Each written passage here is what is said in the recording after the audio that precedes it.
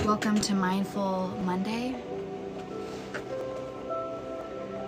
I'm glad that everybody is here. The book I have for us today is When Things Fall Apart by Pema Chodron, which if you've never read any Pema, I highly recommend. Pema Chodron is a wonderful mindfulness writer, and I just got done reading a book by one of her students. And the book is called That Bird Took My Wings by Jarvis J. Masters, and it was such a good book. It was about a man who is currently on death row, wrongfully convicted. And since he's been locked up, he has studied mindfulness and Buddhism. And one of his teachers is Pema Chodron. So it's a really, really good book. I highly recommend that one. And this is a good pick if you struggle riding the waves of life, of emotions. Emotional regulation is really challenging, especially if you didn't learn that in early childhood. Learning how to not fall apart when things get hard is a learned skill. And this is one of those books that really gives a lot of good practical advice and applications of mindfulness. So today for our Mindful Monday, we're gonna chat about this book and riding the waves of emotion. I have this daily calendar, a rip-off little calendar, and it's quotes by Thich Nhat Hanh. So since we're at my office, which is where we'll be on Mondays now, I'll share that with you. It's this little calendar, and today's quote says, "When we touch peace within ourselves, everything becomes real. We become fully ourselves, fully alive in the present moment." What a nice little Monday quote. I moved my phone up here. It's normally down here, so you get a different view. Thanks for the follow, Mark.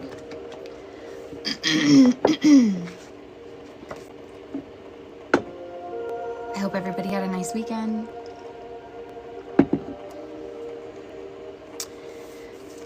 We're gonna dive into When Things Fall Apart by Pema Chodron, Heart Advice for Difficult Times. This is a really excellent book. And on a personal note, I do love books that are cut like this. Can you see the rough cut? I love. As a book connoisseur, this is my favorite type of print, are the non-straight book edges. Anyway.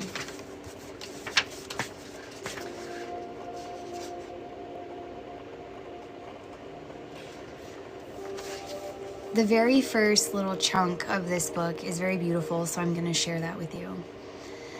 Chapter 1 is called Intimacy with Fear. And she says, embarking on the spiritual journey is like getting into a very small boat and setting out on the ocean to search for unknown lands. With wholehearted practice comes inspiration, but sooner or later we will also encounter fear. For all we know, when we get to the horizon, we are going to drop off the edge of the world. Like all explorers, we are drawn to discover what's waiting out there without knowing yet if we have the courage to face it. Fear is a universal experience. Even the smallest insects feel it. We wade in the tidal pools and put our fingers near the soft, open bodies of sea anemones, and they close up. Everything spontaneous does that. It's not a terrible thing that we feel fear when we are faced with the unknown. It is a part of being alive, something that we all share. We react against it. We react against the possibility of loneliness, of death, of not having anything to hold on to. Fear is a natural reaction to moving closer to the truth. And I always really like that little opening. I think that's really powerful to try and kind of deflate some of the sensationalism, I guess, out of fear. Fear is something that we all fear, or that we all feel. And Pema does a really great job in this book about how to not be taken over by the fear of uncertainty, or the fear of the unknown, the fear of the past. I think there's lots of fears that we as little humans get really overtaken by. And she goes on to say, so the next time you encounter fear, consider yourself lucky. This is where courage comes in. Usually we think that brave people have no fear. The truth is that they are intimate with fear. The trick is to keep exploring and not bail out, even when we find something that is not what we thought. That's what we're going to discover over and over again and again. Nothing is what we thought. I can say that with great confidence. Emptiness is not what we thought. Neither is mindfulness nor fear. Compassion, not what we thought. Love, Buddha nature, courage. There are code words for things that we don't know in our minds, but many of us could experience them. There are words that point to what life really is when we let things fall apart and let ourselves be nailed to the present moment. I love her perspective. She's such a beautiful writer. And I think too that in the context of inner work, when I'm working with people one-on-one, one of the things that comes up a lot is fear of what happens if I let myself crumble. Will I crumble into nothing? There's this fear of what happens if I let myself fall. Maybe I'll never be able to get back up again, which is a very common fear. But I think that what at least I did not really know when I started my journey was that when you do allow yourself to crumble, when you let yourself fall apart, the person there to pick up the pieces is you. That's your opportunity to meet yourself where you're at, to heal those wounds of feeling unlovable, unwanted, feeling dismissed, that abandonment wound. Those can be met when you meet yourself with compassion in those moments when things are falling apart.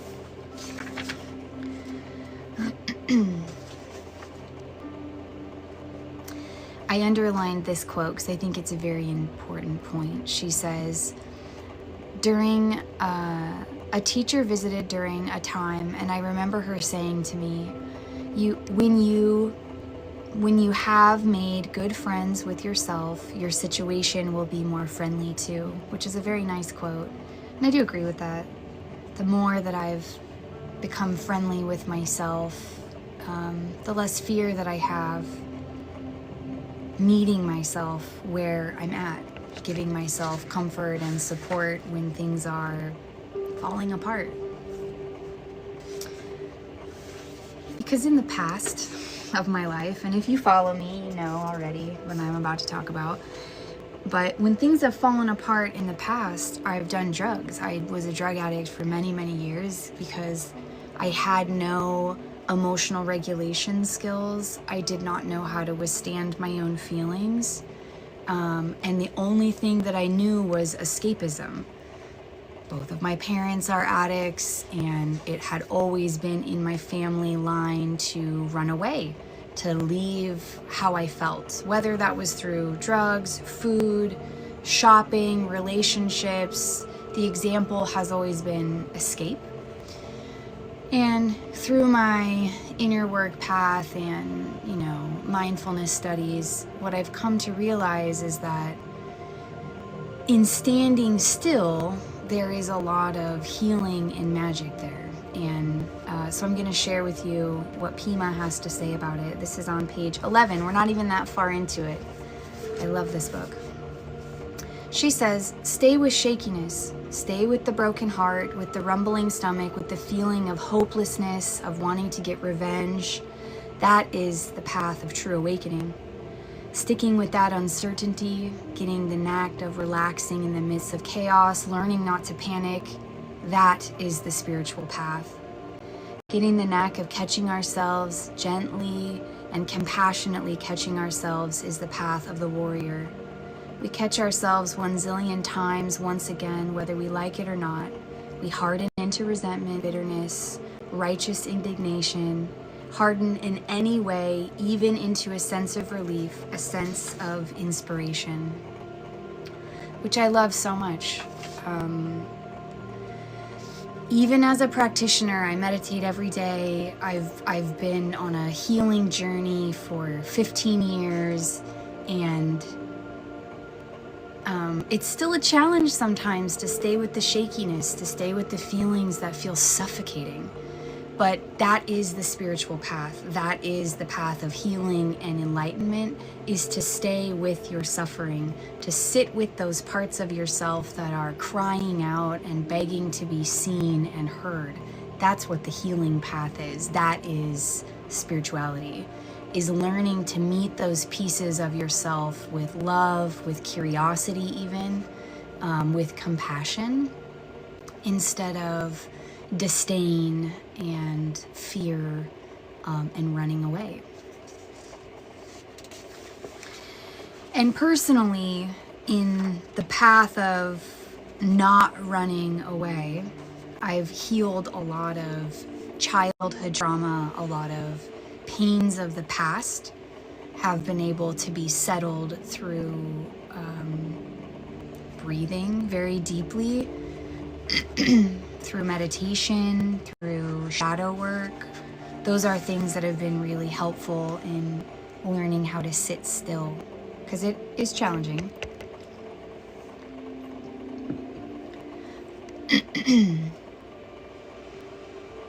And we're kind of trained as a society to run away from unpleasantness, to ease any kind of discomfort outside with something outside of ourselves.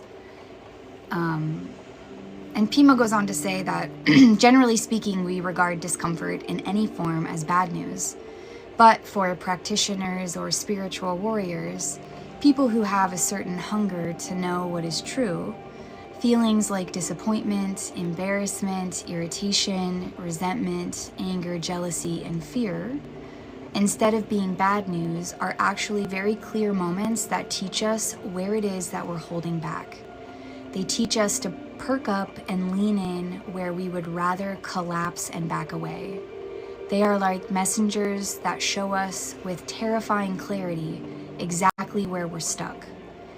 This very moment is the perfect teacher, and lucky for us, it is with us wherever we are. Those triggers, those peaks of emotion are really excellent teachers to tell you where to go next. Where do you need illumination in your path? When I feel that twinge of anger, it tells me that that is a part of myself that I need to go deeper into, a part of myself that needs love, attention, tenderness. When I feel jealousy come up, I know that that's a part of myself that is seeking to be seen. And before I was more aware of those things within myself, it felt bad. I felt bad about myself. It brought shame and fear, more fear, guilt. And so addressing those addressing those shadows within yourself, that's how you find the connection back to yourself, is by exploring the parts of yourself that you are running away from. When you finally face those parts of yourself that bring out that fear, that's when that real deep healing comes in. And I think meditation is a great tool for that. And as a meditation teacher, I'm definitely going to recommend meditation. But meditation allows some space in between thought and action. When you are breathing mindfully into your body, you're creating space in between your thoughts and your actions. So if you struggle with impulsivity, with reactivity, I highly suggest meditation.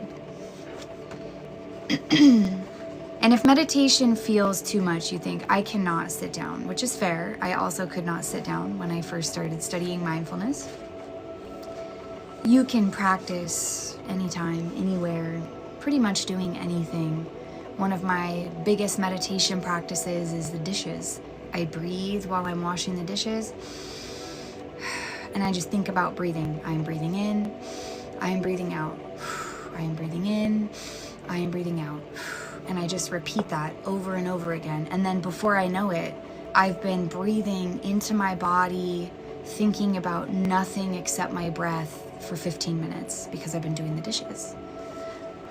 And that practice of adding breathing mindfully into stuff that I was already doing built the foundation for being able to sit down in sitting meditation for a really long time. Sitting down with my back straight for 9 hours. I did a 9-hour day retreat.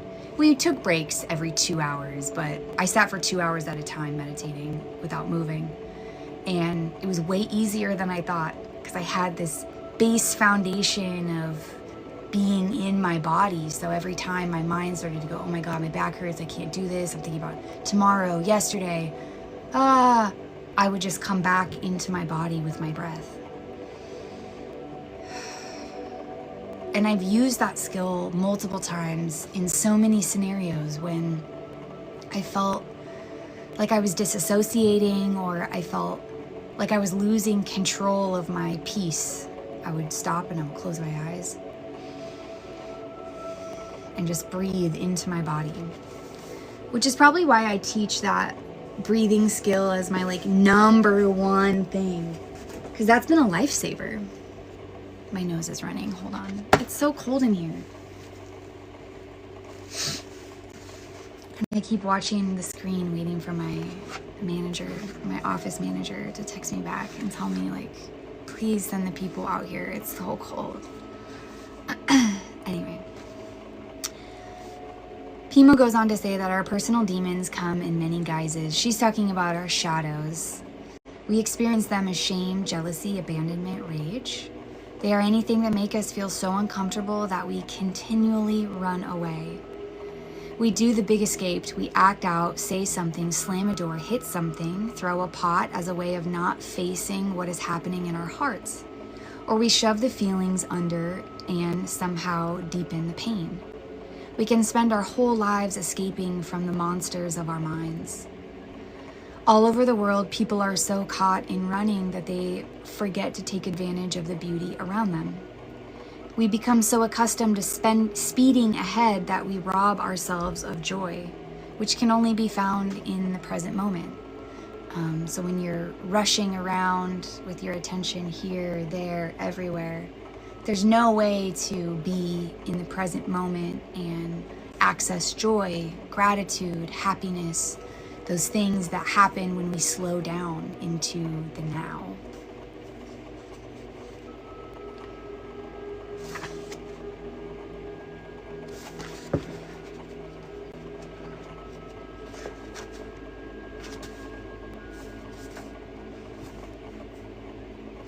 And slowing down, I think, can be intimidating because you think, or I thought, if I slow down too much, if I slow down for too long, then everything will come back. Everything that I've been running from will come slamming into me, from behind. And that's not necessarily true. I think that the longer that I stay on my healing path, the more that I realize that a lot of the things that I had been running from were pieces of myself that needed love. And each time that I face one of those parts of myself, number one, I deepen the connection with myself. I improve the relationship that I have with myself. Every time I show up for myself, I extend love, kindness, compassion to myself. I deepen the relationship that I have with myself. And another aspect of that is that I heal that abandonment wound that I have each time I've reached out for love and support to an adult in my life, and it's been met with animosity, or I've been ignored, or it just hasn't been fulfilled in a way that I've needed. When I can show up for myself in those moments, I help to heal that perpetual wound that feels like nobody is going to be there to hold me because I am there holding me. So each time I show up for myself when I need someone, I help to reinforce those feelings of I have me, which heals abandonment when I stop abandoning myself when I need someone the most. When you're teaching emotional regulation to a child, I have a child, and when I'm teaching emotional regulation to my child, I try to remind herself to, ask for help, of course, but that one of the best relationships that she's going to have in her life is with herself, is with encouraging herself, being a strong voice in her own head. When she makes a mistake, to remind herself that everybody makes mistakes, to be that positive sounding board in your own space.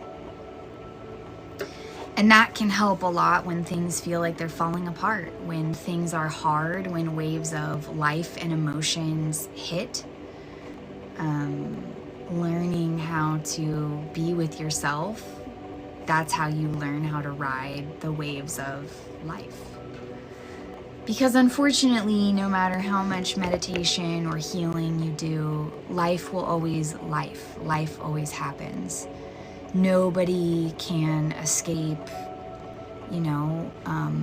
lessons in life or sufferings in life. That's a part of our existence as humans. However, we can learn how to mindfully ride those waves without causing harm to others and ourselves.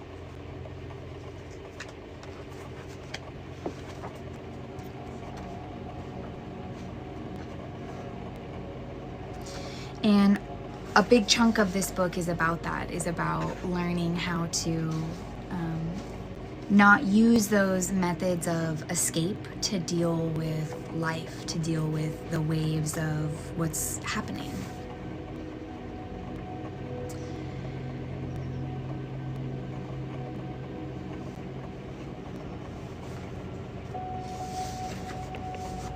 I think that also turning towards myself in those moments of uncertainty, it brings a lot of hope as well when I'm not reaching towards an outside source.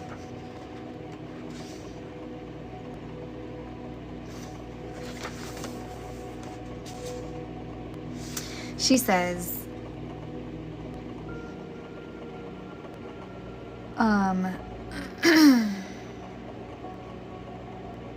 there is a term in Tibet that is an interesting word, Yi Te Chi. The Yi part means totally complete, and the rest of it means exhausted. Altogether, Yi Tang Chi means totally tired out. We say something like totally fed up. It describes an experience of complete hopelessness, of completely giving up. This is an important point. This is the beginning of the beginning.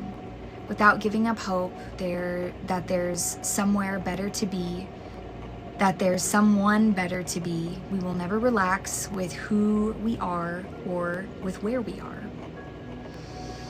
Which is an interesting concept, to just give up in a positive sense of letting go, of stopping fighting, is an interesting concept and a pretty challenging one. Letting go in the context of mindfulness has been an ongoing process that I dive into all the time. Every month, every full moon, I do a big ceremony of letting go, which is a part of that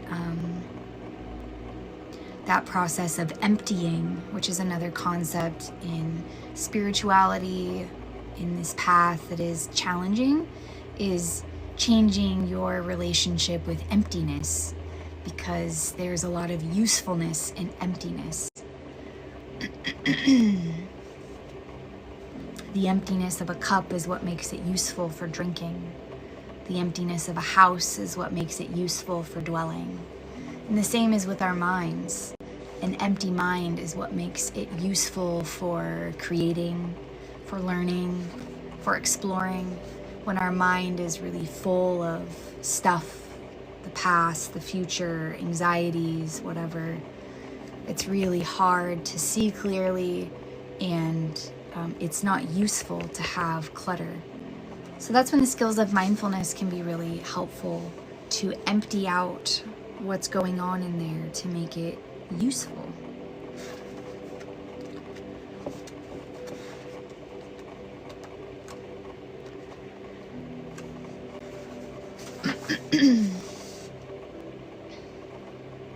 I hope I'm not getting sick.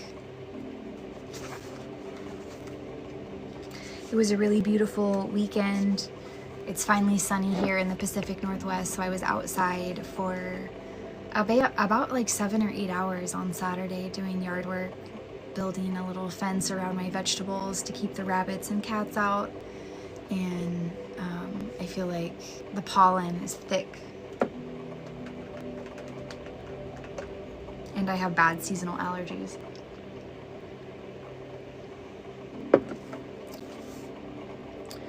It's gonna be nice today, and then it's gonna be raining, so I'm gonna be out there today. I'm finishing my flowers, my hyacinths. Which, by the way, gardening is my big meditation. I meditate all the time in the garden, just thinking about the soil, touching the soil, saying hello to the little bugs, stopping and listening to the birds. I love to garden meditate.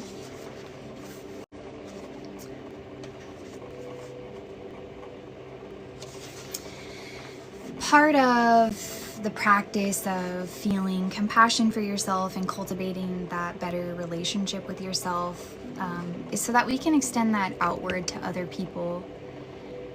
And she says, in order to feel compassion for other people, we have to feel compassion for ourselves. In particular, to care about other people who are fearful, angry, jealous, or overpowered by addictions of all kinds, arrogant, proud, misery, selfish, mean, you name it. To have compassion and care for these people means to not run away from the pain of finding these things within ourselves. Shadow work definitely shines a light on all the things within myself that I dislike in other people, because we all possess those qualities. All of those things that you dislike about other people definitely exist within you as well. You just haven't watered those seeds as extensively as the person that you dislike. And once we can look at those parts of ourself with compassion, with less judgment, the less that we do those things to other people, the more that we can extend that compassionate eye and ear to others, because we have the practice of doing that to ourselves.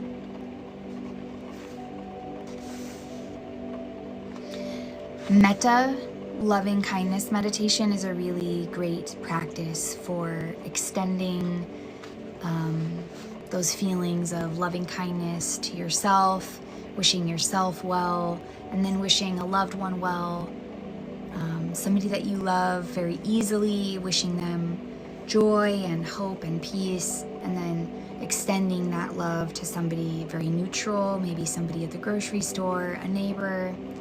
And then extending that feeling of love, of compassion, of empathy, extending that outward to somebody who is very difficult, which is the hardest one.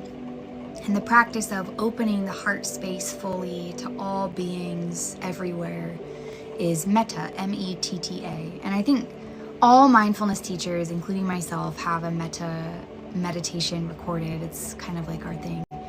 And because expanding the heart space outward is at the heart of meditation practice. That's the whole point of being, at least for me, of my path, is extending my heart space out as far as it will go.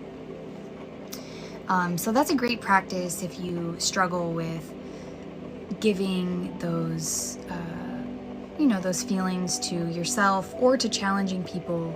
Metta is a great practice for that.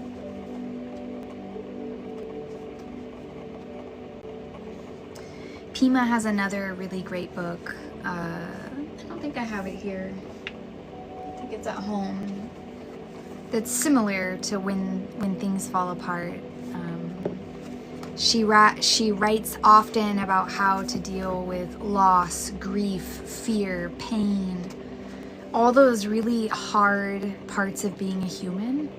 Pima is really gifted at teaching about how to work with those things. And in one of the last chapters of this book, she talks about the 3 methods of working with chaos, working with life, which is chaotic sometimes. And so she shares with us methods of how to do it. And the first method that she calls upon, the first method, no more struggle, is epitomized by meditation instruction. When we sit down to meditate, whatever arises in our minds, we look at it directly, call it thinking, and simply go back to the immediacy of the breath. Again and again, we practice this awareness free from our concepts. When you're sitting in meditation and your eyes are closed and you're breathing, and then all of a sudden you think about something that your mom said to you that upset you 15 years ago, recognize it as a thought, allow it to be there, and then go back to your breath. Try to not cling on to it is the first instruction. This instruction applies to working with the unpleasantness in a myriad of guises. Whatever or whoever arises, train again and again in looking at it, in seeing it for what it is, without calling it names, without hurling it rocks, without averting your eyes. Let all of the stories go. The innermost essence of the mind is without bias. Things arise and things dissolve forever and ever, and that's just the way that it is. And that gives me a lot of hope as a person with a busy mind, that things come into the mind and things exit the mind again and again and again and again and again, and that's just the way it is. And mindfulness is something that allows us to let them in, to see it, and to let it back out without clinging on to it, without investigating the story, without ruminating. There it is, and there it goes. Especially things like jealousy or shame, guilt. Those things are ugly. Those things don't feel good to carry. And so when those come into my mind's eye, I feel bad immediately when I grab onto it. And so the practice of just letting it come in and out helps to ease those feelings of guilt, of shame for existing. The second method of working with chaos is using poison as medicine. We can use difficult situations, poison, as fuel for waking up. In general, this idea is introduced to us with Tonglen. When anything difficult arises, any kind of conflict, any notion of unworthiness, anything that feels distasteful, embarrassing, or painful, instead of trying to get rid of it, we breathe in. The 3 poisons are passion, which is craving, addiction, aggression, and ignorance, which includes denial or the tendency to shut down and close out. We would usually think of these poisons as something bad, something to be avoided. But that isn't the attitude here. Instead, they become seeds of compassion and openness. When suffering arises, the instruction is to let the storyline go and breathe in. Not just the anger, resentment, or loneliness that we might be feeling, but the identical pain of others who are in this very moment feeling rage, bitterness, or isolation. We breathe it in for everybody. This poison is not just our personal misfortune, our fault, our blemish, our shame. It is a part of the human condition. It's all our kinship with all living things, the material that we need in order to understand what it's like to stand in another person's shoes. Instead of pushing it away or running from it, we breathe in and connect with it fully. We do this with the wish that all of us could be free from suffering. We breathe out, sending out a sense of big space, a sense of ventilation or freshness. We do this with the wish that all of us could relax and experience the innermost essence of our mind. That's a really hard one. But that's leaning in. You know, Brene Brown, very famous self-help writer, talks about leaning in, leaning in. This is the Buddhist way of leaning in. When those feelings of bitterness, of anger, resentment set in, to lean into those and know that we all have those, we all suffer from those conditions of being human. And that is what connects us, is our desire to alleviate them. The third method for working with chaos is to regard whatever arises as the manifestation of awakened energy. We can regard ourselves as already awake. We can regard our world as already sacred. Traditionally, the image used for regarding whatever arises as the very energy of wisdom is the charnel ground. In Tibet, the charnel grounds were what we called graveyards, but they weren't quite as pretty as our graveyards. The bodies were not under a nice smooth lawn, and they were with little white stones. In Tibet, the ground was frozen, so it did not go like that. Perhaps the closest things in our world is a hospital emergency room. That image could work for our basis. Regarding whatever arises as awakened energy reverses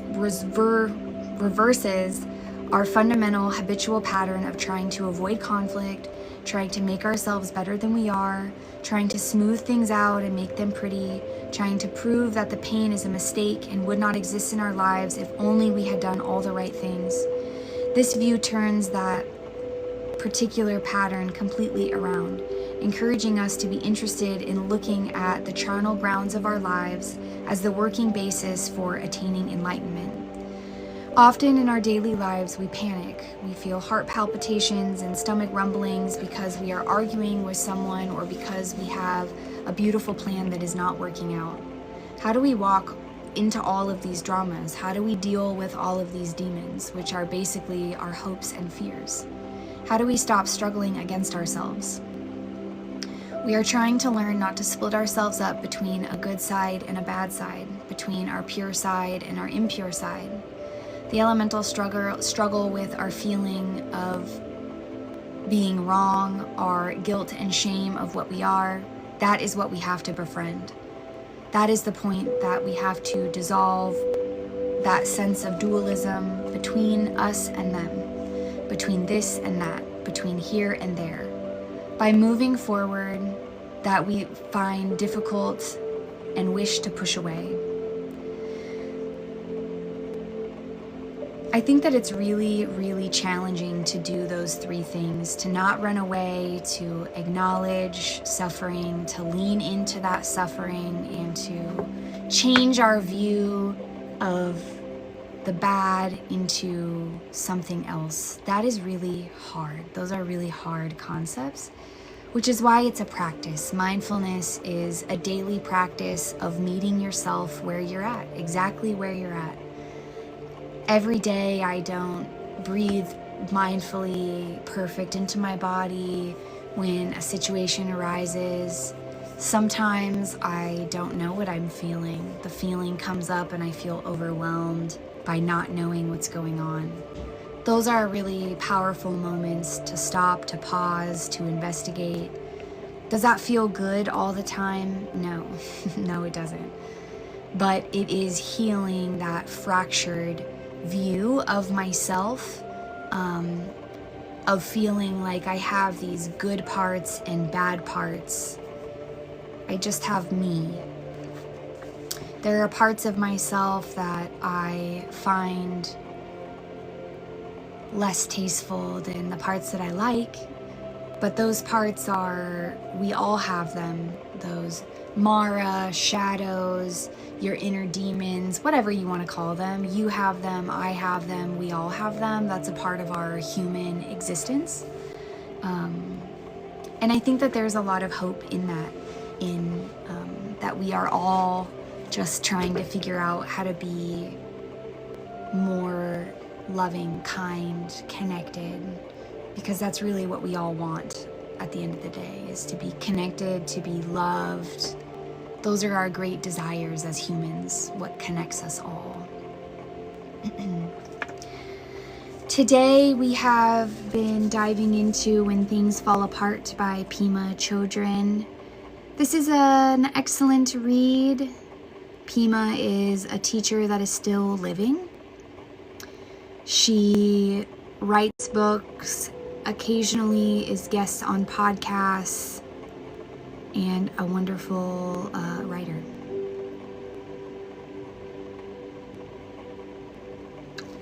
Thank you all for being here for Mindful Monday.